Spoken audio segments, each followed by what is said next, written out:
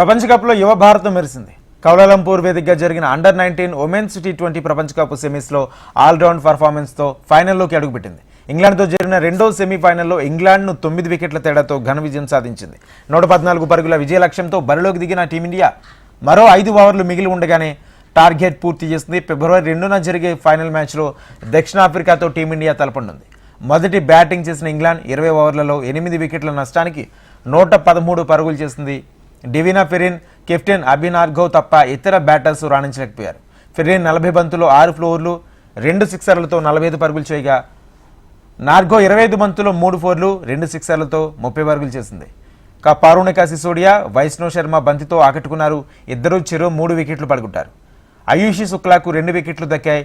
ఆ తర్వాత బరిలోకి దిగిన టీమిండియా వికెట్ నష్టపోయి 15 ఓవర్లోనే 113 పరుగులు చేసి ఫైనల్లోకి అడుగుపెట్టింది.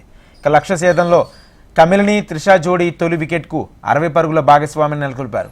త్రిష 29 బంతుల్లో 35 పరుగులు చేయగా కమలిని 50 బంతుల్లో 56 పరుగుల్లో రాణించింది.